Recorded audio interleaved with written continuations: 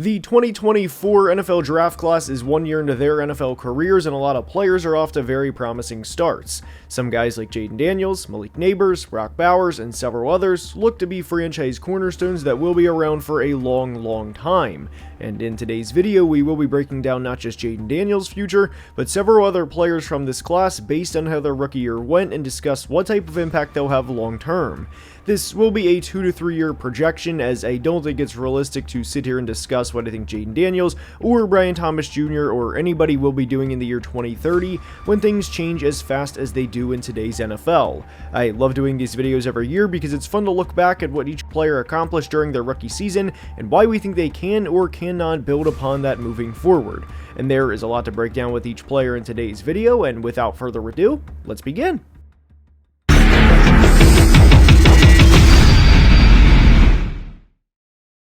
And we are starting today's video with Jags receiver Brian Thomas Jr. BTJ was the 4th receiver selected in the 2024 draft behind Ohio State's Marvin Harrison Jr., his fellow collegiate teammate Malik Neighbors, and Washington's Rome Odunze. And believe it or not, BTJ actually leads this class in receiving yards and receiving touchdowns 1 year later, as he had an 87 catch, 1,282 yard, 10 touchdown rookie season. And while Thomas Jr. had a great rookie season, I actually think he can use 2024 as a stepping stone for 2025 and beyond. The 2024 Jags season was very forgettable as they finished 4-13, and their now former head coach Doug Peterson was fired. And while Thomas Jr. will be one of the hottest commodities in fantasy football this year, and while he is undoubtedly one of the best receivers to have in any dynasty league, what a lot of people either don't know, don't realize, or don't remember, because again, the Jags went 4-13 last year, and not a lot of people outside of the Jags fan base were regularly watching their games with intent, is a lot of BTJ's production came with Mac Jones as his quarterback. Brian Thomas played all 17 games last year, and through his first 13 games, he had 54 receptions for 851 yards and 6 touchdowns, and that's a really solid start for any player through their first 13 games, especially at the receiver position. I think we've been spoiled over the past several years with the Justin Jeffersons, the Jamar Chases, the Puka Nakuas, and of course last year, BTJ, Malik Neighbors, and Brock Bowers, but the point is, through 13 games, he was on pace for an 1,113 yard, 8 touchdown rookie season, which again is phenomenal for any rookie receiver.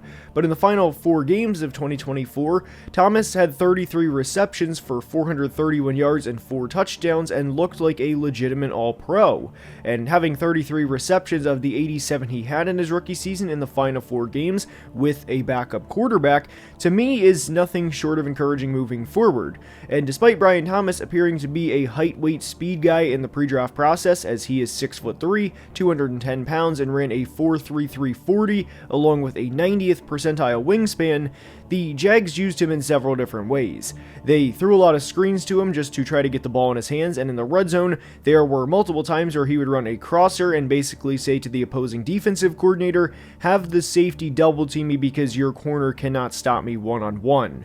I know there is the Travis Hunter aspect, as they just selected him number 2 overall, and he will certainly have his share of targets, but if Trevor Lawrence throws the ball 550 times in 2025, which is an average of 32 times per game, and that's honestly a low number, BTJ and Travis Hunter can each have 150 targets, and there will still be 250 targets for the rest of the offense. Thomas Jr. won in countless ways during his rookie season, and I truly think the sky is the limit. He knows how to manipulate coverage, he knows how to tempo his routes, and there were a lot of times on tape where he would take what was given because the defense didn't want to get burned deep. He's also really good with his feet despite being 6'3" and 210 pounds, and had a 19-yard touchdown against the Jets that was made by his salesmanship within the route. The Jets were running a cover 1, and BTJ burnt both the corner and the safety on his way to the end zone. And with the success Liam Cohen and the Bucs had offensively last year, I expect similar results in Jacksonville this year.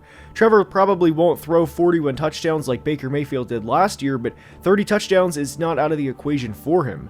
And as long as he stays healthy, I think BTJ should be a consistent, not just 1,000-yard receiver, but 1,100 or 1,200-yard guy for the next several years. He can win against any coverage, and a lot of the time it's simple. Just get him the football. Next up is Jared Verse of the Los Angeles Rams, and I am very high on Verse entering 2025 and beyond, the same way I was high on Will Anderson with the Texans entering 2024 1 year ago. Typically, whenever a pass rusher has a good rookie season, the way Verse did last year and the way Anderson did in 2023, more often than not, that's who they're going to be as a player moving forward. Now, there can be some statistical variance. Maybe Jared Verse doesn't have 77 pressures in 2025 the way he did in 2024. Maybe he doesn't finish fourth in the NFL in pressures in 2025 the way he did last year, finishing only behind Trey Hendrickson, Myles Garrett, and Jonathan Gurnard. But Jared Verse showed a lot of flashes in his rookie year, and he continued that all throughout the 2024 season, and ultimately into the postseason, as in 2 playoff games, he had 12 pressures, including 2 sacks, and a big defensive touchdown against the Vikings in the wild card round. And one of the reasons that I am so high on Jared Verse entering 2025 is because he's already shown that he can dominate at the NFL level. And speaking from an opposing game plan's perspective, there is only so much they can do. They can send the tight end with the chip. They can send a running back in pass protection. And they can send the protection Jared Verse's way. But he is still in a really good situation due to what Les Snead has accomplished in the past couple of drafts. Whether it was drafting Kobe Turner, or Byron Young, or even Verse's collegiate teammate Braden Fisk, the Rams are set up for success to continue to dominate with the front four the way they did last year. And Jared Verse still had a really good rookie season. Hell, great rookie season. There's a reason he won the Rookie of the Year award, even over the Eagles' Quinyon Mitchell. Now, admittedly, I haven't listened to many Jared Verse interviews since the season ended, but if he had to pick one welcome to the NFL moment, I would be pretty shocked if it wasn't week 2 against the Cardinals, in which the Rams lost 41-10. LA had a lot of injuries on the offensive side of the ball at that point, and they had several starters out, but there were a couple of plays that I'm sure Jared Verse wishes he had back. There was a play early in the first quarter where Arizona had the ball on the Rams' 44-yard line, 1st and 10. Kyler drops back and nearly gets sacked by Jared Verse for what would have been a loss of 10 yards, in which Jared Verse beat a chip by tight end Tip Ryman and then beat an offensive lineman who was on a pull block over to Jared Verse's side, and he flat out beat him, and Kyler ran out the front side for a gain of 6 yards to have it be 2nd and 4 rather than 2nd and 19. There was a play later in the game where it was 3rd and 5 where the Cardinals were up 14-0, and Jared Verse has a good bull rush on the left tackle, only for the running back to come chip him, which actually set Jared up for a good one-on-one situation with Kyler. Kyler Murray spins out the backside, Braden Fisk then has a shot at Kyler, and by this time, when Jared Verse ran by Kyler the first time, Kyler comes back into Jared Verse's vision, and Jared Verse misses him a second time, and Kyler throws an absolute strike for an 18-yard touchdown. That is the difference between a 4.5 sack rookie season and a 6.5 sack rookie season, and I think those were 2 true welcome to the NFL moments for Jared that ultimately set him up for success later in the season. And we still saw him have a great rookie year. He still won the Defensive Rookie of the Year award. He still had over 65 total tackles last year and was a consistent troublemaker for opposing offenses week in and week out. I would be really surprised if he's not a double-digit sack guy in 2025, and I'll be honest, I don't think a Defensive Player of the Year is out of the equation for him over the course of the next couple of years. I'm a big Jared Verse fan, and due in large part to the player he is, combined with the situation he's in from a pass rushing standpoint, I really think the sky is the limit for him moving forward. Next up is Giants receiver Malik Neighbors. Neighbors finished his rookie season with over 100 receptions and 1,200 yards and was a very rare bright spot on what was a bad football team.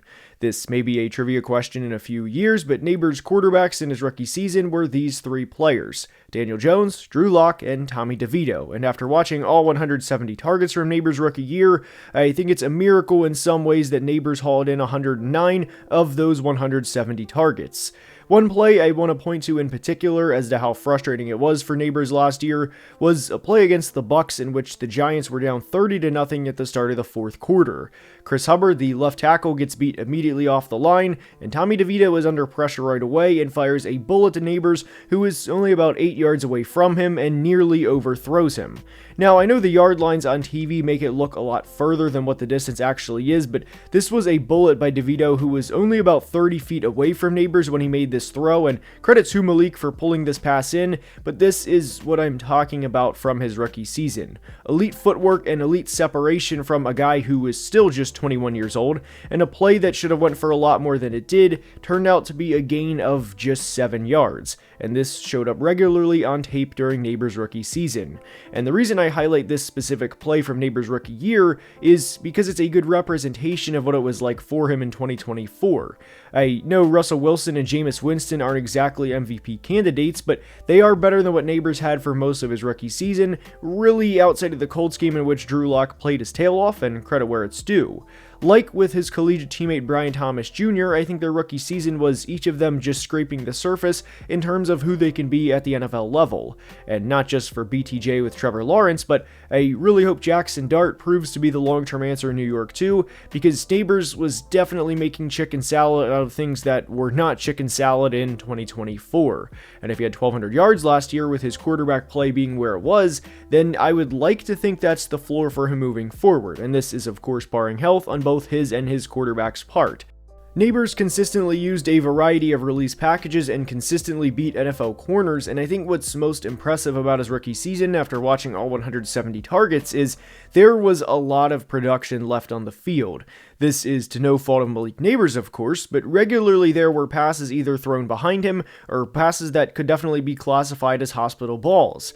Neighbors was targeted 29 times on passes that were 20 or more yards down the field and caught just 7. And for reference, another former LSU Tiger, Justin Jefferson, caught 15 of 26 on passes 20 or more yards down the field, and Jamar Chase caught 10 of 20.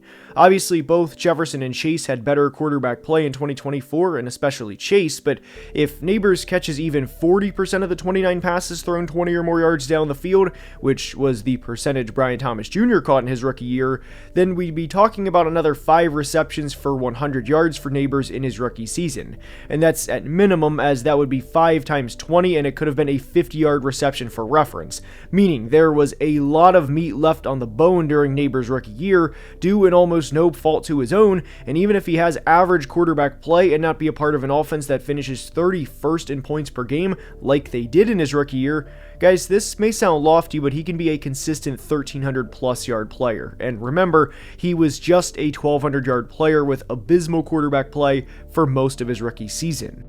Next up is Jaden Daniels of the Washington Commanders, who is the number 2 pick in the 2024 draft. Daniels and the Commanders had a season that any fan of the Washington Commanders would have only dreamt of a year ago. There's nobody that would have believed that he would have won the Rookie of the Year and taken them to the NFC Championship game in year 1. Maybe the Rookie of the Year part, but definitely not the NFC Championship game. This was a team that hadn't won a playoff game since 2005 and had not been to the NFC Championship game since the early 1990s, but Jaden Daniels did exactly that. He won the Offensive Rookie of the Year and finished top 10 in MVP voting as well. Now, ultimately, when a player like Jaden Daniels has as successful as a rookie season as he did last year, the projections entering year 2 are insane, and there's people that legitimately think that he is destined to not just be a one-time league MVP, but multiple-time league MVP based on the rookie year that he had, and some people legitimately think that there is a ramp for Jaden Daniels to be on this GOAT trajectory over the first several years of his career, and while I don't necessarily think that that's impossible, I'm not going to sit here and say with conviction that Jaden Daniels will be a 3-time champion, he will be a 4-time league MVP before the age of 30, and the rest of the NFL better look out because it's Jaden Daniels' time to shine. That's not who I am, and that's not who this channel is. And for the crowd that wants to build Jaden up and have him on this insanely, almost unrealistic trajectory, there's the opposite, where people will say, yeah, he had a good rookie season, but what's he going to do in year 2? And he needs to prove to me that he can do it for more than just one season, rather than be a one-year wonder. And I don't think that's exactly fair either. Jaden Daniels obviously had a tremendous rookie season, but who will he be in year 2? Well, ultimately, I think he will still be a very good quarterback. That's obviously not a shocking take. And from a statistical standpoint, I think he will be right around 4,000 yards passing. He finished the 2024 season with 3,568 passing yards, along with 25 passing touchdowns, as well as an additional 900 rushing yards. The rushing yards is going to be interesting to follow over the course of his career, because I do think at some point the Commanders will emphasize to not run as much, or at least only run when necessary, because of the physical toll that it takes week after week after week. But honestly, to me, what was most impressive about Jaden Daniels' rookie season was him accomplishing everything he did with the supporting cast he had, because I don't think the supporting cast he had, outside of Terry McLaurin, of course, was good. His leading receivers outside of McLaurin were a 34-year-old Zach Ertz, Olamide Zaccheaus, Noah Brown, Austin Eckler, and De'Ami Brown, and even Luke McCaffrey was 7th on the team in receiving yards in 2024.